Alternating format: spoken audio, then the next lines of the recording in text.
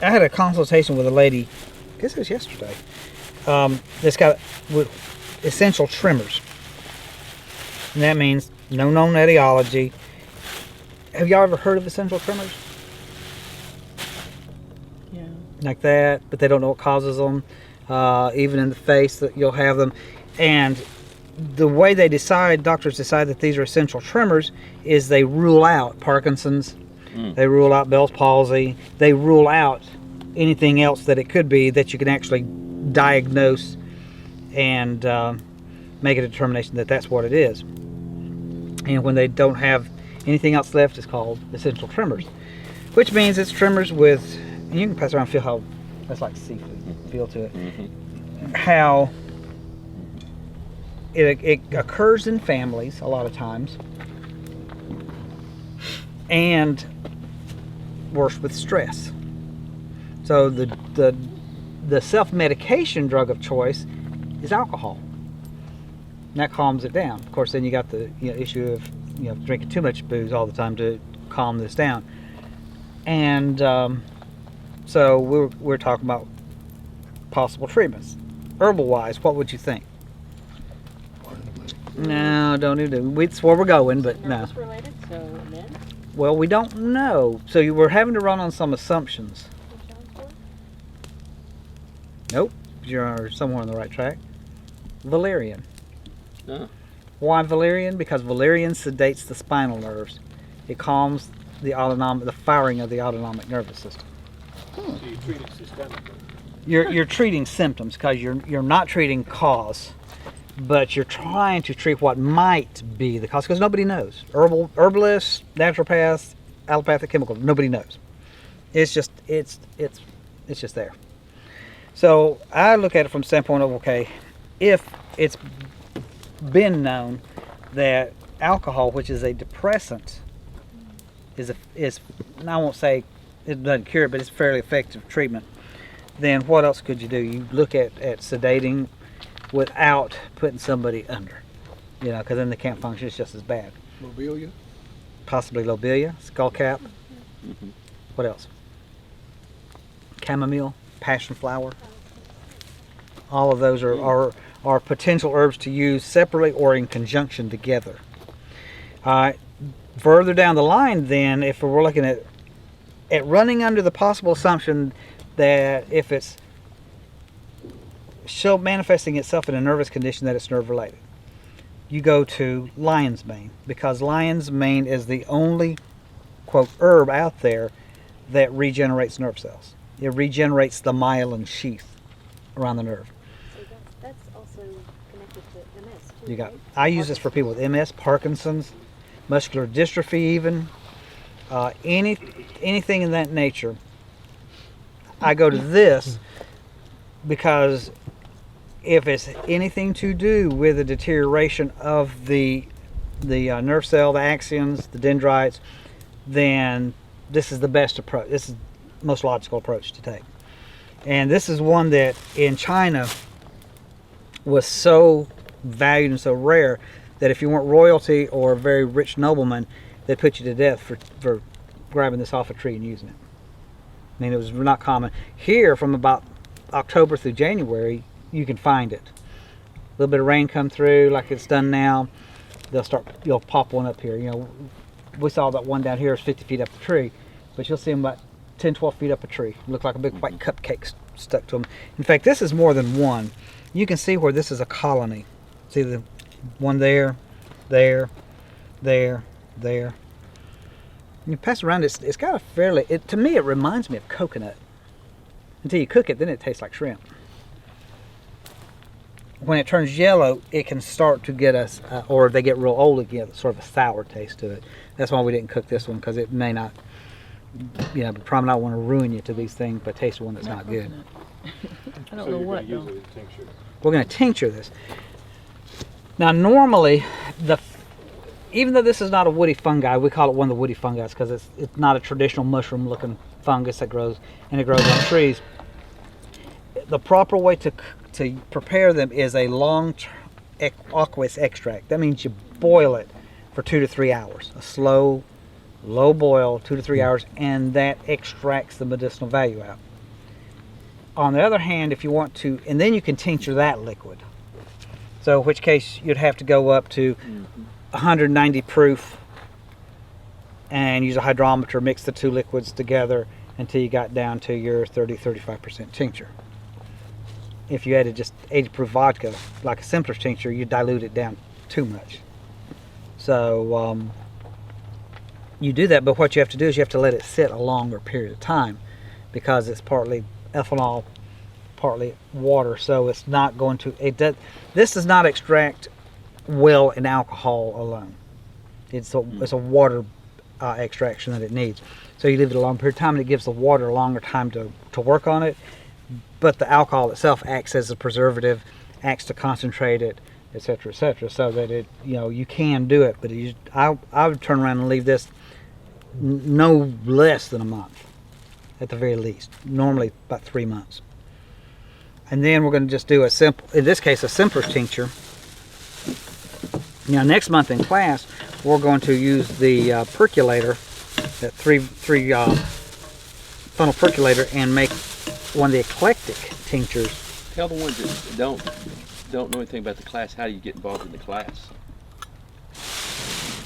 Go to the website. Let's go to the website. You can sign up. Call me. Runs every second weekend of the month, Saturday, Sunday. Now, putting this, doesn't matter what you put it in, quart, pint, whatever amount you want. You just want to pack it full, and that's why they call this a simpler's tincture, because this is the very most simple way to do this, and it still be very effective. Now the thing that I disagree with what you see in a lot of books is they'll talk about you got to let it sit for 2 weeks, shake it twice a day. Well, that's not necessarily true. It teaches you patience, but most everything's going to be tinctured in a short period of time, because like when we do the percolator, by the time it got to the last funnel and out, it was done. And that was the way they were made pharmaceutically. Oh, and the second most important thing is to keep people out of your alcohol. Because they Require will, some extra protein too here. yeah, that's not going to hurt Same it. deals. Yeah. See, because you need to turn around and filter this. Really happy. For a very brief period of When time. you say filter it, what kind of media you're talking about filtering it through? Paper towel, Paper towel, muslin, whatever, coffee filter. Yeah. And that's not to really filter out anything other than sediment and pieces of foreign material. Sometimes you get pieces of bark and stuff in it.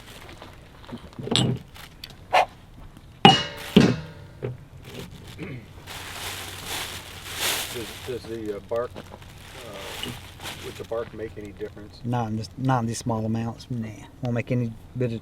It won't add. It won't take away.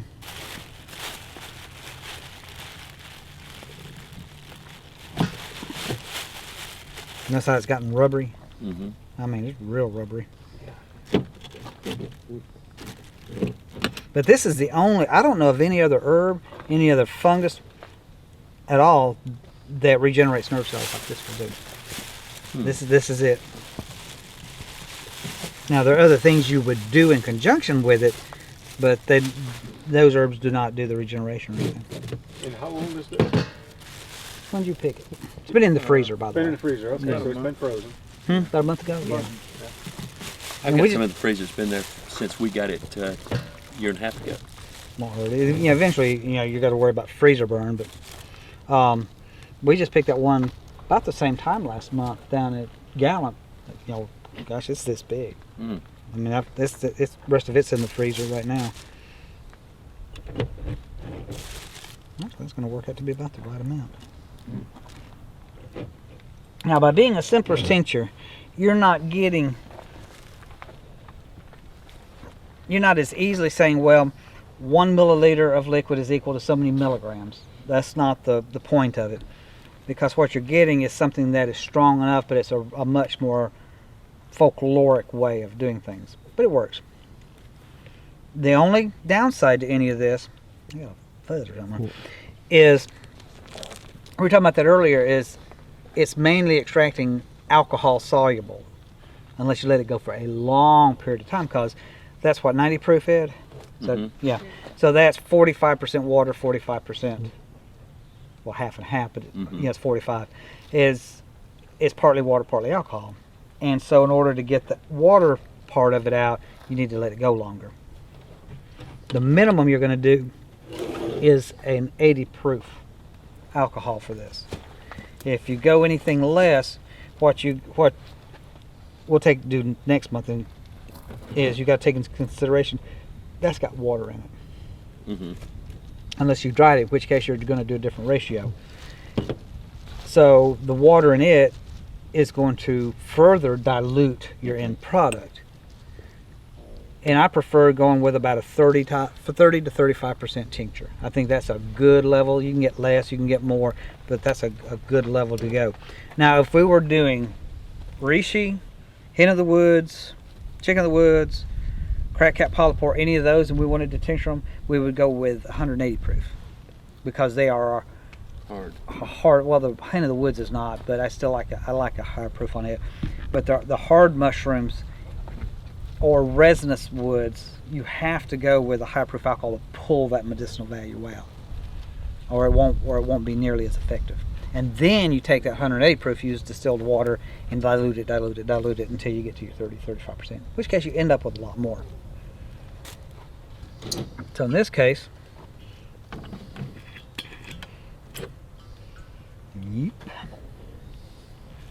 we'll just fill it till it covers, and then push it down. Get all the air out of it.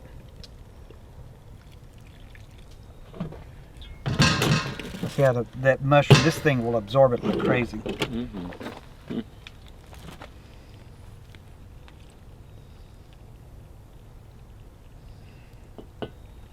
And your tincture is what color? It's brown. Brownish yellow. That's what these will make. It'll be a pretty color. But you said you could use it dried as well. No, I didn't say No? dried. You can use it dried and then tincture that, yes. Okay. But you're still tincturing it. Right. Is there any benefit to dehydrating it and drying it, preserving it that way? No. Yeah. Could you grind it up and put it in capsules? No, I would not. I think that for people that sell you chaga, reishi, or any of those dried up in capsules, you're wasting your money. Because, like I said, it's a long-term aqueous extract that produces the maximum benefit from it. And, it's like buying chaga as a tea, in the tea bags. How long are you going to steep it? 5 minutes max? And it doesn't have time to pull all that. You'll get the flavor out of it, but you're not getting the medicinal value. Not very much of it anyway. Chaga, that's not local though, is it? No. Closest you'll get chaga here is Big Butt, which is outside of Asheville, near what's the big mountain there? Mount Mitchell. And we've gone up there, and where we picked it was about between 5,500 and 6,000 feet. That's where you got to go, because that's when you get to the same climatic zone as northern Michigan, New York, places like that, and you get the same temperatures and stuff. And so then it'll pop up on the birch trees. And it was a climb and a half, because that trail that goes up is zigzag, wasn't it though? Whew. It was a corker, but it's pretty up there. That's good. He loved the back of my truck. Mm-hmm. That's gonna be plenty.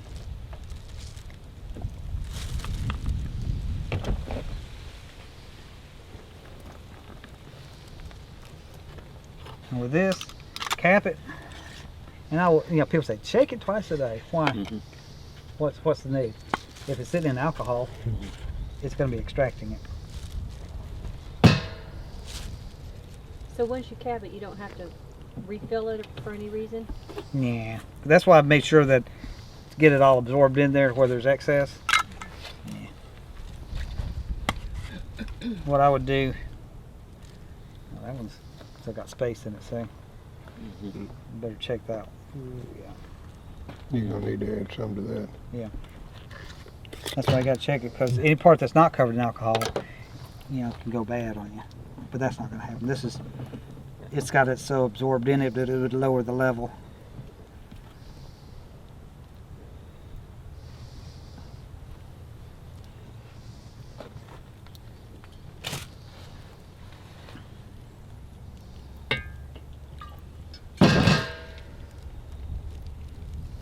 That'll do it. And it doesn't hurt if you want to every once in a while. Give it a shake. It makes you feel better. But we'll watch that, and then before we quit here in a little bit, we'll double check, because it'll absorb all it's going to absorb.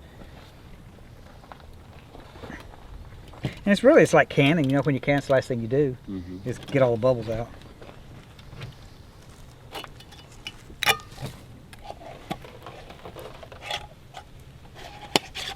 And then don't get stopped on the way home. No, I was gonna say.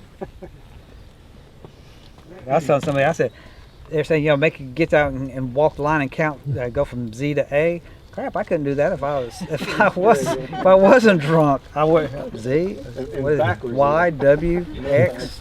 After that, I lose it. It's here. Just go ahead and lock me up. That's it. Just call it a day. And that's the basic way to make most tinctures.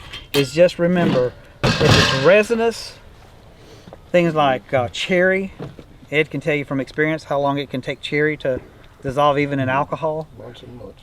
Months and months. You use 180 proof. So that's not just going to dissolve. No, it will not dissolve. That will, Like pickle. when you get through with that, what I would do then is take all of this out. Actually, you could just leave it. It doesn't hurt anything.